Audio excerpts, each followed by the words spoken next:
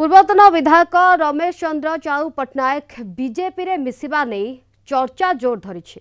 पूर्वतन प्रधानमंत्री अटल बिहारी वाजपेयी श्राद्ध सभार जोगदेवा परे राज्य राजनीति रे जोर धरी चर्चा। एबे से ना विधायक अछंती ना दलीय सांगठनिक दायित्व अछंती। एणु एबे सबुठी चर्चा हेउछि चाऊ बाबू करिवे कोन। तांकर अतीत वर्तमान और भविष्यत नहीं तांको सह अधिक आलोचना करिसेंती आम दक्षिण ओडिशा मुख्य प्रकाश पट्टनायक। समर्थकों महल हो कि विरोधी महल हो एबे गोटे चर्चा चली ताहला चाऊ बाबू एबे करिवे कौन। धर्म कार्य निजको नियोजित करिवे ना राजनीति सन्यासी नेबे ना बा सामाजिक कार्य समय देवे। हाँ आमे कहूचु ब्रह्मपुर 5 थर विधायक होइथिबा डॉक्टर रमेश चंद्र चाऊ पट्टनायक संपर्क में चलतु तांको मुहर शुणा। सर नमस्कार। सर एबे गोटे चर्चा होची सर जे चाऊ बाबू करिवे कोन कारण आपण जो सक्रिय राजनीति रे थिले 5 थर विधायक होइतिले गत निर्वाचन रे आपण पराजय वरण करचंती बीजेडी रो जिला सभापति दायित्व मध्ये आपण तुलाइचंती तो एबे आपण करिवे कोन। देखो 1997 मसीह जेतबेले प्रभात वर्ष विजु भटनागर वियोग है से विजु जनता दल तैयारी है मोर गुणिच ओषा पड़ी मुझे गोटे सक्रिय अंशग्रहण करी। तेणु मोर जहाँ इच्छा अच्छी निश्वास त्याग कला पर्यंत मु राजनीति करुवी। विशेषतः बीजेडी की संगठन दृढ़ करने साहय करी कहीं आप देखिए 2000 मसीहा टू 2025 पर्यंत नवीन पट्टनायक जो शासन थे से गोटे ओडिशा पे गोटे सुवर्ण जुग था। लोक मैंने पुणी चाहते मुझे सहयोग करी बीजेडी की संगठन दृढ़ करा पड़ो कहीं से जनसाधारण सेवा कर मोर लक्ष्य। ये जो 5 थर मत ब्रह्मपुरवासी आशीर्वाद कले विशेष राजनीति गुरु विजु कह पड़ो सी मत ए आणिले आदर्श अनुप्राणित होगी देखिए जो विधायक मुझे से कांग्रेस बहुत भर्ती था ये असुमारी कांग्रेस किंतु दल को आसला मु देखिली निर्वाचन पर मु समस्त सेवा करी दल को ऊर्ध्व रही सेवा करी यहाँ आमर जो 5 थर जिला रहा मूल मंत्र। नवीन महोदय कहते 10-15 वर्ष तले जड़े लोकप्रतिनिधि निर्वाचन पर सबू दल लोक को साहय कर दल ऊर्ध्व रही कम कर अटल भाई वाजपेयी राष्ट्रीय नेता से।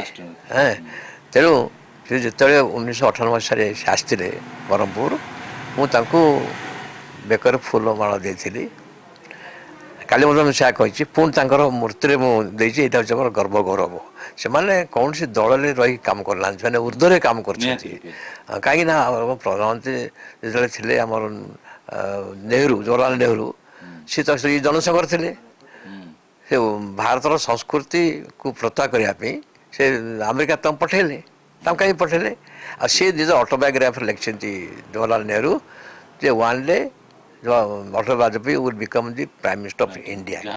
आम ए बर्तमान जो 24 वर्ष 25 वर्ष पर ओडिशा जो राजनीति परिवर्तन होती आम टे अस्थिरता अनुभव करुँ कहीं ना बीजेपी शासन जिनी किंतु लोक हृदय को जिनी नवीन पट्टनायक माने आम जुआर जाऊँ समस्त लोक जनसाधारण आवाल वृद्ध वनिता समस्त कहते नवीन पट्टनायक आमर आउ थे दरकार।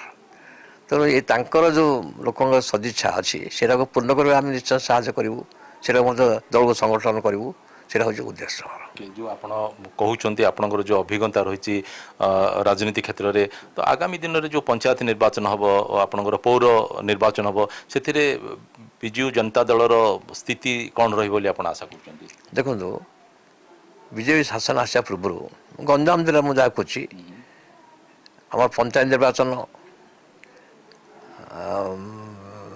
लोकल अर्बन बॉडी निर्वाचन समय निर्वाचन सबुत 90 to 100% भर आसाला दृढ़ अच्छी लोक मन अच्छी तेणु मोर निश्चय मोर कहीपरि जे जो निर्वाचन पंचायत निर्वाचन हम बा लोकल अर्बन बॉडी निर्वाचन हम समय निर्वाचन ए विपुल भोट बीजेडी जयलाभ कर मोर भविष्यवाणी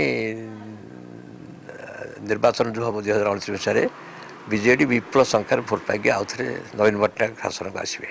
ये थिला पूर्वतन विधायक डॉक्टर रमेश चंद्र चाउ पट्टनायकंकर खोला कथा जहाँकि से कहउचंती दृढ़तार सहित कहउचंती जे सी तांकर शेष निश्वास त्याग करबा पर्यंत राजनीति रे थिबे आ बिजु जनता दल रे थिबे अन्य कोनसी दल को जिबार कोनसी कथा क्षेत्र रे संभावना नाही मध्य बोली मध्य से दृढ़तार सहित कहउचंती आ या सहित भविष्यवाणी मध्य करचंती जे आगामी साधारण निर्वाचन रे बिजु जनता दल पुन थरे विजय लाभ करिवो। देखा जाऊ समय आगु को कौन कहूँ कौन देखा ब्रह्मपुर कैंपरेशन रविंद्रनाथ बेहरा से प्रकाश पट्टनायक कलिंग टीवी।